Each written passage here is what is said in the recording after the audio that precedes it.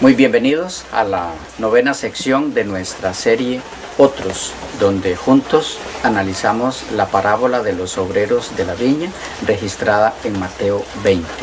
En esta novena sección, en la que nos corresponde analizar al cuarto grupo de obreros llamados en la parábola, quisiéramos que nos introduzcamos a ella con una pregunta. ¿Por qué se hizo necesario el surgimiento de un cuarto grupo?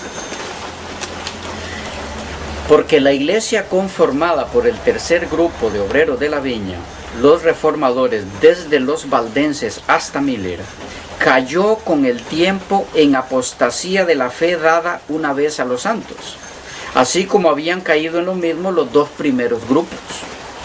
¿Cuál fue el origen de la gran apostasía en el caso del tercer grupo, los de la hora sexta? Bueno, quisiera compartir con ustedes algunas declaraciones de Elena G. de White que nos orientan, nos dan suficiente luz al respecto. En el Conflicto de los Siglos, página 435 y 436, dice así: ¿cuál fue el origen de la gran apostasía? ¿Cómo empezó a apartarse la iglesia de la sencillez del evangelio? Conformándose a las prácticas del paganismo para facilitar a los paganos la aceptación del cristianismo. Aquí está refiriéndose a la apostasía de la iglesia apostólica conforme avanzó el tiempo. Dice: el apóstol Pablo dijo acerca de su propio tiempo: ya está obrando el misterio de iniquidad. Segunda Tesalonicenses 2:7. Mientras aún vivían los apóstoles, la iglesia permaneció relativamente pura, pero hacia fines del siglo II, la mayoría de las iglesias asumieron una forma nueva. La sencillez primitiva desapareció e insensiblemente, a medida que los antiguos discípulos bajaban a la tumba, sus hijos, en unión con nuevos convertidos, se adelantaron y dieron nueva forma a la causa. Está citando a Roberto Robinson, Ecclesiastical Research, capítulo 6, página 51. Y continúa diciendo: para aumentar el número de los convertidos, se rebajó el alto nivel de la fe cristiana, y el resultado fue que una ola de paganismo anegó la iglesia, trayendo consigo sus costumbres, sus prácticas y sus ídolos. Citando a Gavassi en Lecturas, página 278. Continúa la cita: una vez que la religión cristiana hubo ganado el favor y el apoyo de los legisladores seculares, fue aceptada nominalmente por multitudes.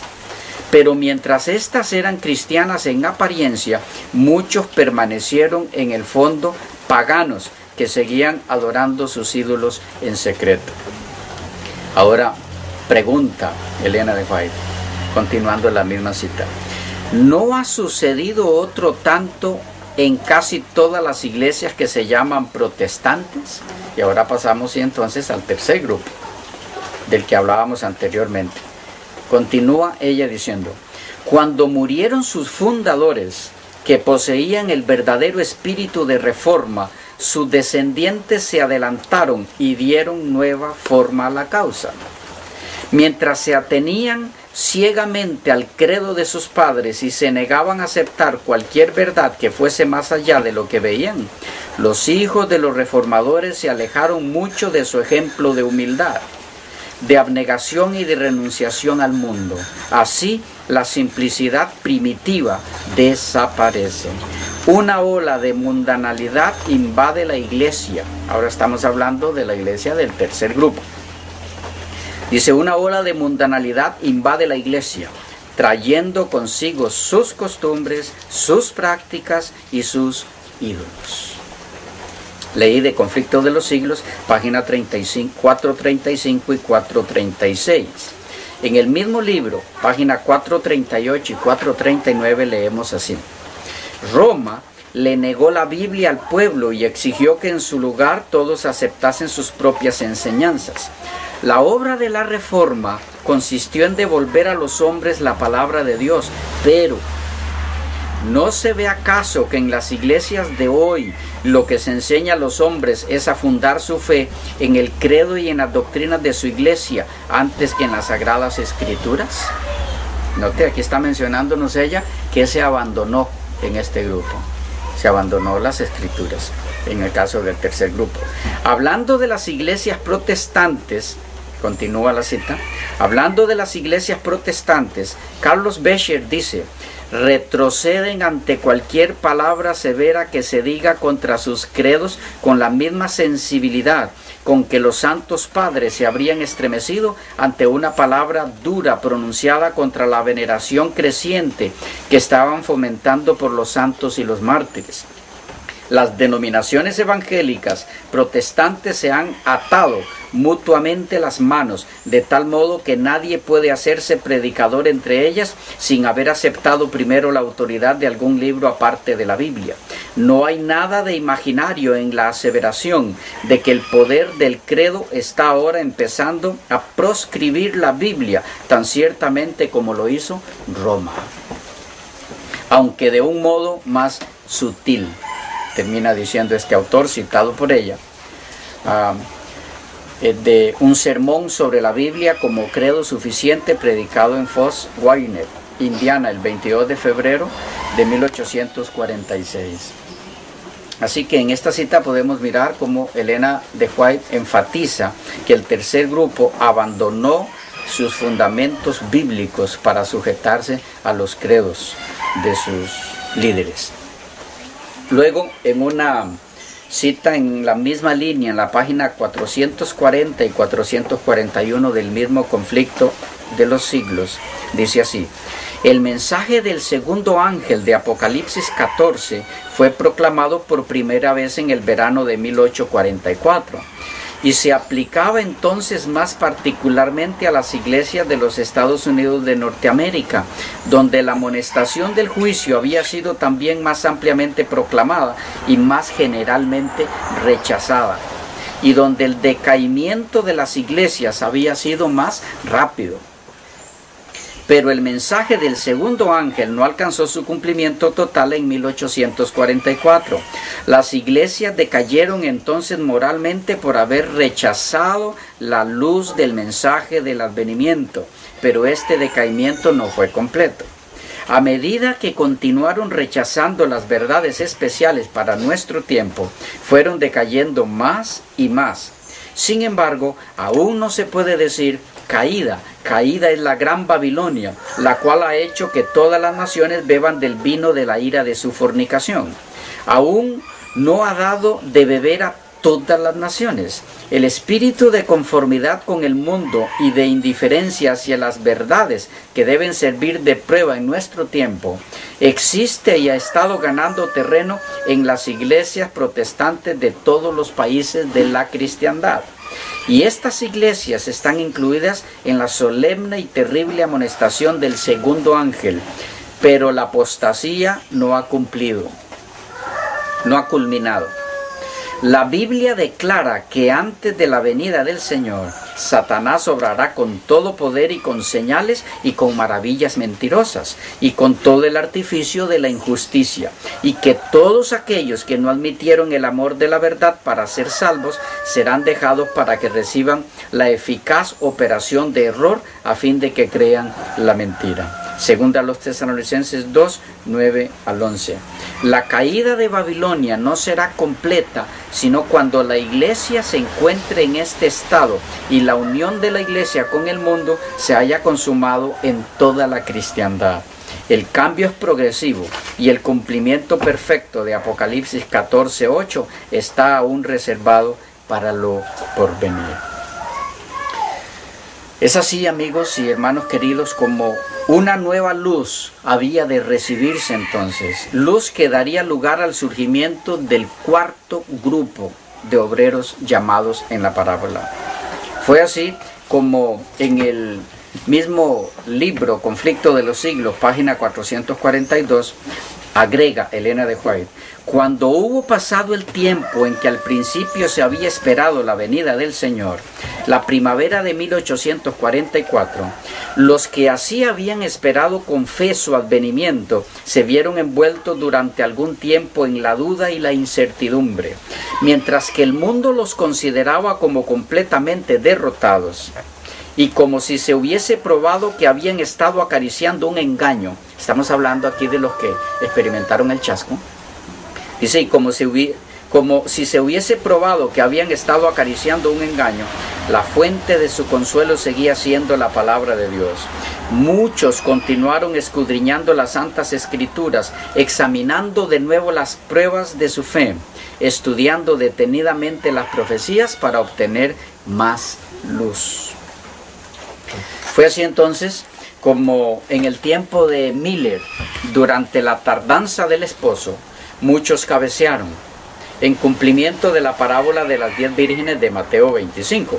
Y este cabeceo dio lugar al surgimiento del cuarto grupo a partir de 1844, cuando el esposo estaba a las bodas y estos, los de la hora novena, habiéndose preparado con el correspondiente aceite en sus lámparas, esperan a partir de ahí la salida del esposo de las bodas, para ser llevados por él a la cena de las bodas, en ocasión de la segunda venida de Cristo, el esposo. Comentando esta situación, la señora y hermana Elena de White, en el mismo Conflicto de los Siglos, página 444 y 446, dice: se comprendía que la venida de Cristo anunciada por el mensaje del primer ángel estaba representada por la venida del esposo. La extensa obra de reforma que produjo la proclamación de su próxima venida correspondía a la salida de las vírgenes. Tanto en esta parábola como en la de San Mateo 24 se representan dos clases de personas. Una y otras habían tomado sus lámparas, la Biblia, y a su luz salieron a recibir al esposo. Pero mientras que las insensatas, cuando tomaron sus lámparas, no tomaron aceite consigo, las prudentes tomaron aceite en sus vasijas, juntamente con sus lámparas.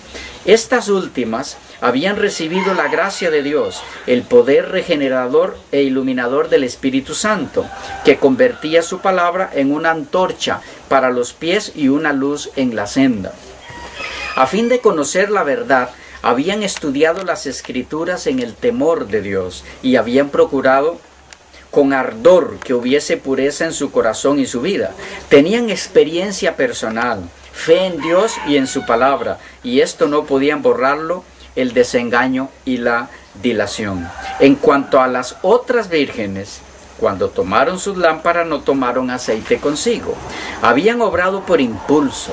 Sus temores habían sido despertados por el solemne mensaje, pero se habían apoyado en la fe de sus hermanos, satisfechas con la luz vacilante de las buenas emociones, sin comprender a fondo la verdad y sin que la gracia hubiese obrado verdaderamente en sus corazones. Habían salido a recibir al Señor, llenas de esperanza en la expectativa de una recompensa inmediata, pero no estaban preparadas para la tardanza ni para el contratiempo.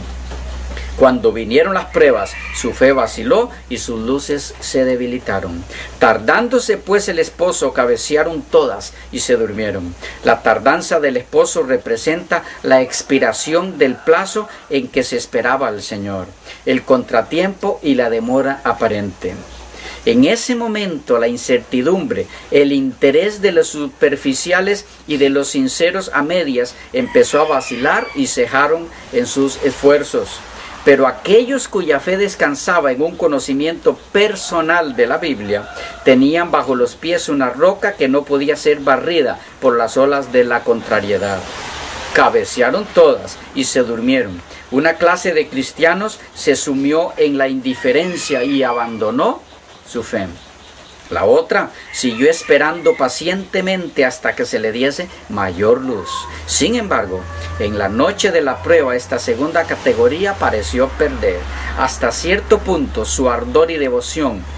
Los tibios y superficiales no podían seguir apoyándose en la fe de sus hermanos.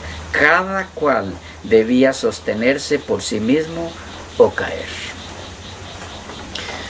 Entonces, amigos queridos, la tardanza del esposo, el chasco de 1844, produjo un fuerte zarandeo que permitió que aflorara el grupo de los fieles que permanecería cimentado en la palabra de Dios después del chasco, aun cuando un gran número de profesos creyentes abandonaran la fe y volvieran al mundo y a la vida cotidiana. En ese sentido, la misma Elena de White nos recalca en la página 455 del mismo libro, El conflicto de los siglos, que un sentimiento de pavor, el temor de que el mensaje fuese verdad, había servido durante algún tiempo para refrenar al mundo incrédulo.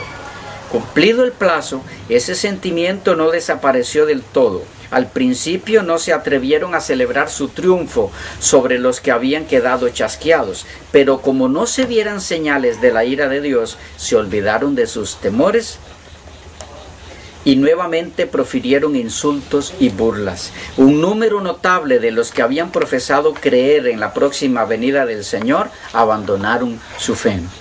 Algunos que habían tenido mucha confianza quedaron tan hondamente heridos en su orgullo que hubiesen querido huir del mundo. Como Jonás, se quejaban de Dios y habrían preferido la muerte a la vida. Los que habían fundado su fe en opiniones ajenas y no en la palabra de Dios estaban listos para cambiar otra vez de parecer. Los burladores atrajeron a sus filas a los débiles y cobardes, y todos estos convinieron en declarar que ya no podía haber temor ni expectación. El tiempo había pasado, el Señor no había venido, y el mundo podría subsistir como antes miles de años. A esa conclusión llegaron estas personas. Ahora bien, en ese periodo de terrible prueba y zarandeo por el que pasaron los hijos de Dios, nunca estuvieron solos. Y el Señor nunca los abandonó a la desesperación, aun cuando eran ridiculizados por sus contemporáneos. En palabras de la misma autora, en el mismo libro, página 459 y 460, dice: Dios no se olvidó de su pueblo. Su espíritu siguió acompañando a los que no negaron temerariamente la luz que habían recibido ni denunciaron el movimiento adventista. En la epístola a los hebreos hay palabras de aliento y de admonición para los que vivían en la expectación y fueron probados en esa crisis. No desechéis pues esta vuestra confianza, que tiene una grande remuneración, porque tenéis necesidad de la paciencia, a fin de que, habiendo hecho la voluntad de Dios, recibáis la promesa, porque dentro de un brevísimo tiempo vendrá el que ha de venir y no tardará. El justo empero vivirá por la fe, y si alguno se retirare, no se complacerá mi alma en él. Nosotros empero no somos de aquellos que se retiran para perdición, sino de los que tienen fe para salvación del alma. Hebreos 10, 35 al 39. Que esta amonestación, continúa diciendo ella, va dirigida a la iglesia en los últimos días, se echa de ver por las palabras que indican la proximidad de la venida del Señor. Porque dentro de un brevísimo tiempo vendrá el que ha de venir y no tardará. Y este pasaje implica claramente que habría una demora aparente y que el Señor parecería tardar en venir. La enseñanza dada aquí, continúa diciendo la cita, se aplica especialmente a lo que les pasaba a los adventistas en ese entonces. Los cristianos a quienes van dirigidas esas palabras estaban en peligro de zozobrar en su fe. Habían hecho la voluntad de Dios al seguir la dirección de su espíritu y de su palabra, pero no podían comprender los designios que había tenido en lo que habían experimentado, ni podían discernir el sendero que estaba ante ellos, y estaban tentados a dudar de si en realidad Dios los había dirigido. Entonces era cuando estas palabras tenían su aplicación: el justo vivirá por la fe. Mientras la luz brillante del clamor de medianoche había alumbrado su sendero y habían visto abrirse el sello de las profecías y cumplirse con presteza las señales que anunciaban la proximidad de la venida de Cristo, habían andado en cierto sentido por la vista. Pero ahora, abatidos por esperanzas defraudadas, solo podían sostenerse por la fe en Dios y en su palabra. El mundo escarnecedor decía: habéis sido engañados, abandonad vuestra fe y declarad que el movimiento adventista era de Satanás. Pero la palabra de Dios declaraba: si alguno se retirare, no se complacerá mi alma en él. Renunciar entonces a su fe y negar el poder del Espíritu Santo que había acompañado al mensaje habría equivalido a retroceder camino de perdición. Estas palabras de San Pablo los alentaban a permanecer firmes. No desechéis pues esta vuestra confianza, tenéis necesidad de paciencia, porque dentro de un brevísimo tiempo vendrá el que ha de venir y no tardará.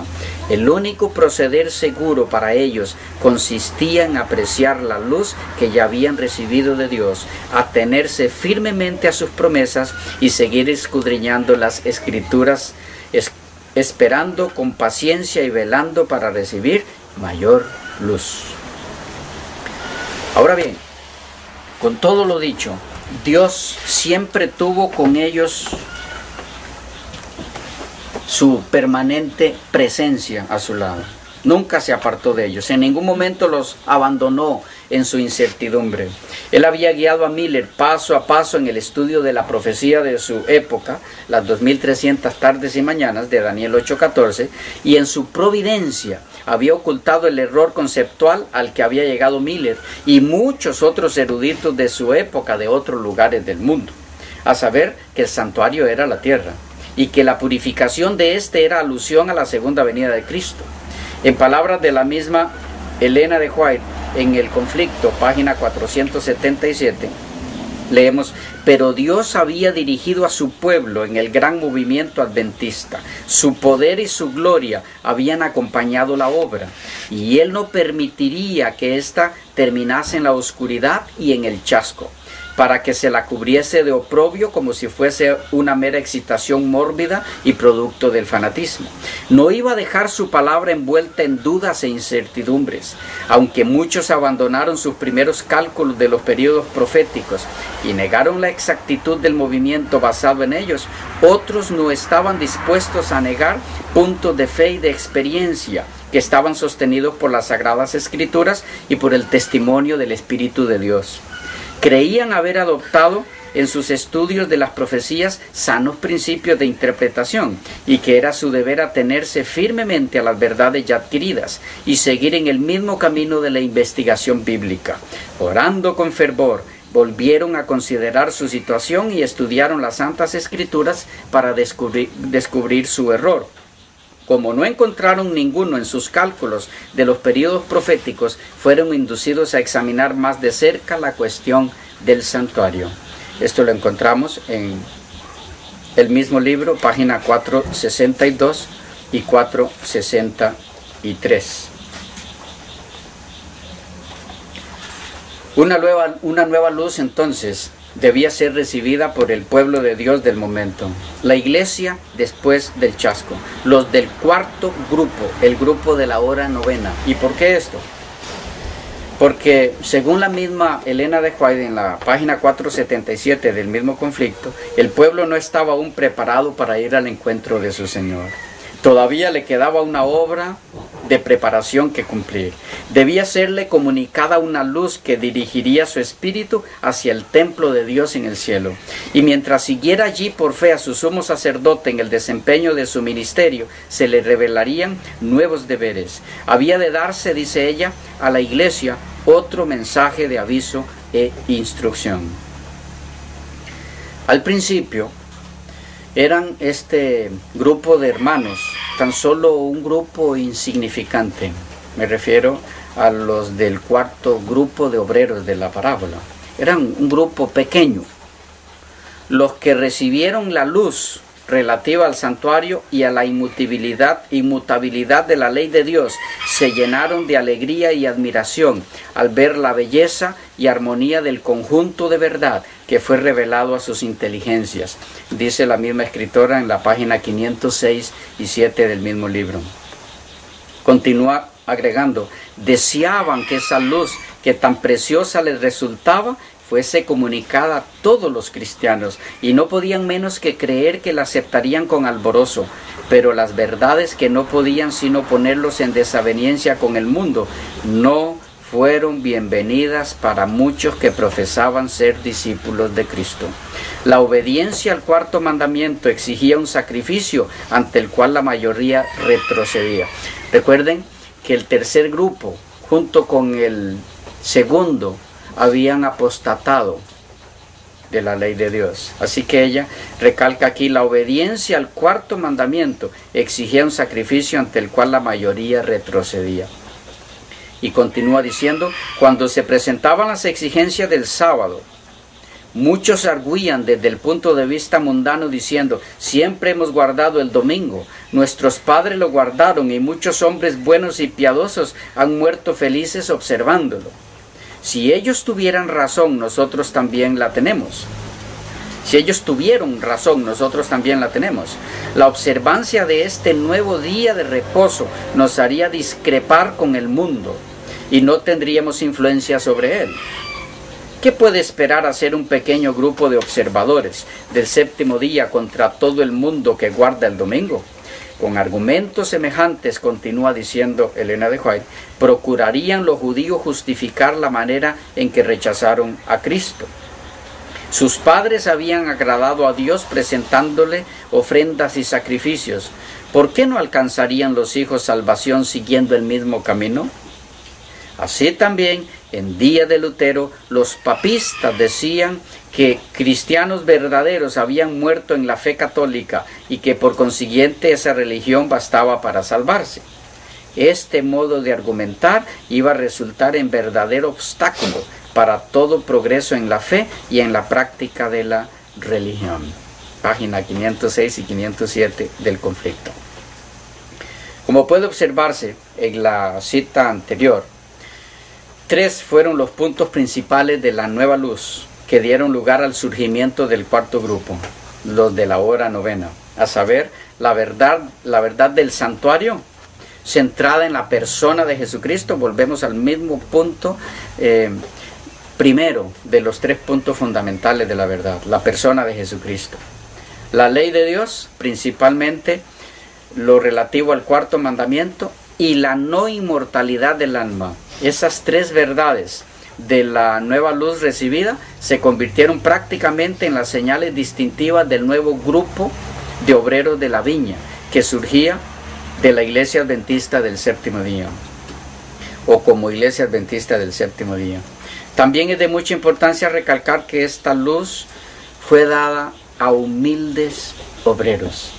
Y recordar también que dentro de este paquete de luz que Dios da a su pueblo, por supuesto está el volver a la palabra de Dios. Recuerden que está íntimamente inseparable la ley de Dios de la palabra de Dios, y que no se puede obedecer la ley de Dios como debe ser mientras se rechace su palabra, y viceversa. Esta luz maravillosa fue dada, les decía, a un grupo de obreros humildes. Los obreros de la hora novena fueron un grupo de obreros humildes. En palabras de Elena de White, en El conflicto de los siglos, la página 508, dice, cuando se llamó la atención de la gente a la reforma tocante al sábado, sus ministros torcieron la palabra de Dios. ¿Cuáles ministros? Los dirigentes del tercer grupo, los de la hora sexta. Cuando se llamó la atención de la gente a la reforma tocante al sábado, sus ministros torcieron la palabra de Dios, interpretándola del modo que mejor tranquilizara a los espíritus inquisitivos. Y los que no escudriñaban las Escrituras por sí mismos se contentaron con aceptar las conclusiones que estaban en conformidad con sus deseos.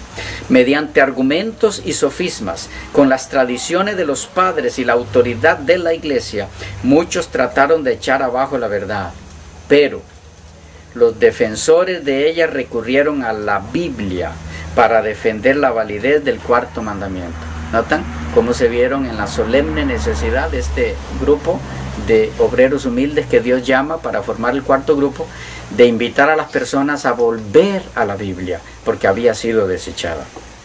Continúa diciendo: pero los defensores de ella recurrieron a la Biblia para defender la validez del cuarto mandamiento.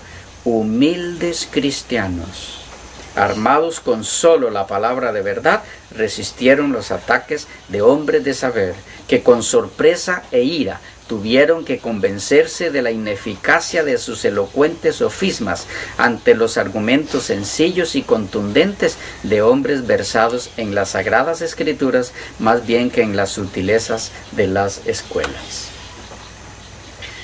Y como sucedió con los tres grupos anteriores, amigos y hermanos, y en toda ocasión en que la luz de Dios ha sido dada al hombre, quienes la aceptaron fue un grupo que era minoría. Una vez más, la mayoría se colocó al margen de la luz enviada por el Señor.